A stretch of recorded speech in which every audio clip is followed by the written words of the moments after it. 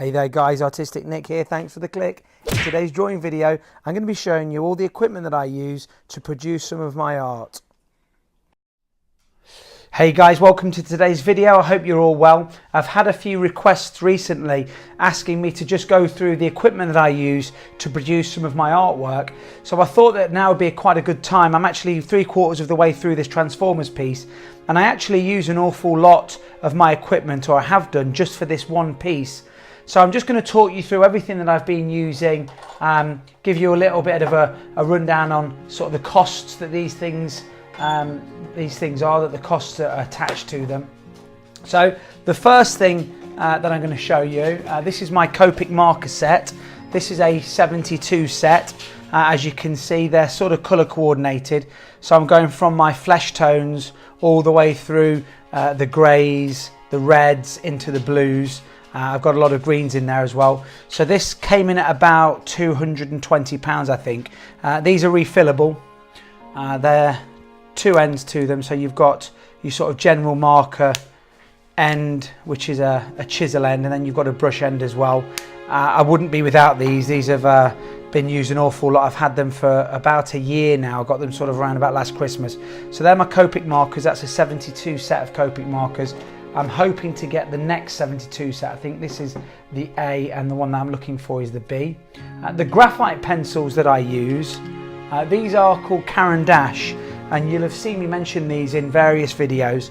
They come in this nice tin, and we've got various different grades of pencil in there. So we're going right through your H's, 4H's, all the way up to a 9B pencil, which is very, very dark.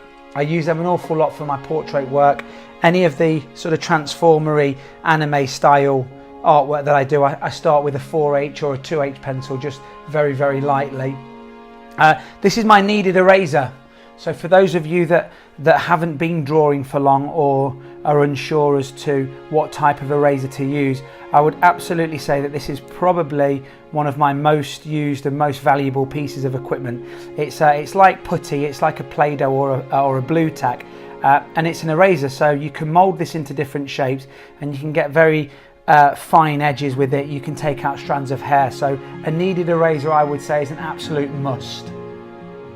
The next thing that I'm using very regularly is this ruler.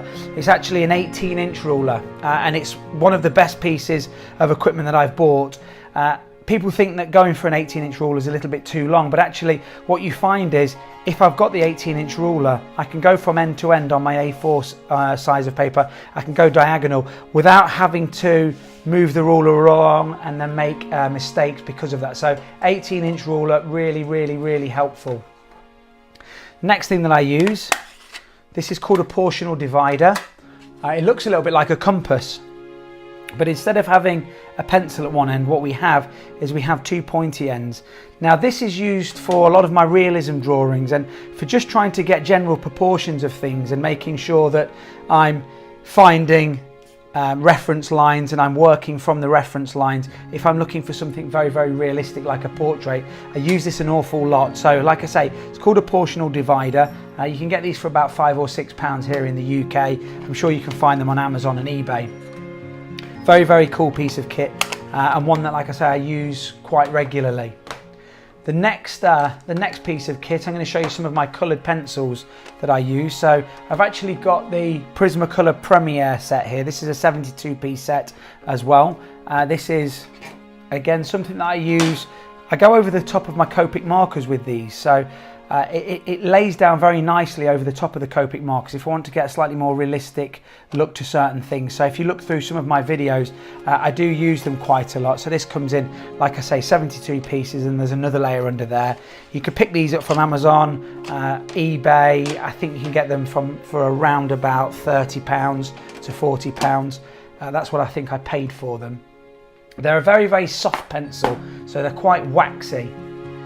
The next thing I wanted to show you is the paper that I use. Now I've had a lot of comments over on, particularly on Instagram, asking me what kind of paper that I use, because people have been saying how smooth some of my Copic marker work looks, and I put that down mainly to the paper that I use, and this is a Strathmore Bristol paper. It comes in 20 sheets.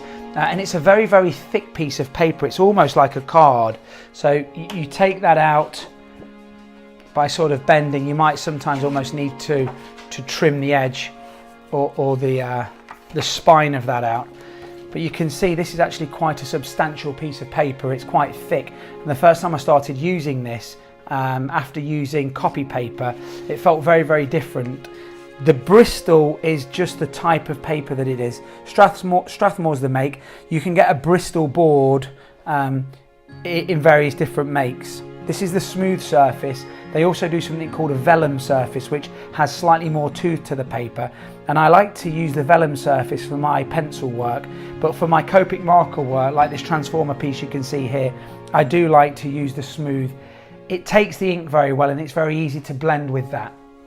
The next thing that I've been using, if you've looked at any of my anime and some of my Marvel superheroes, I particularly did a nice piece with Iron Man, this is called greyboard.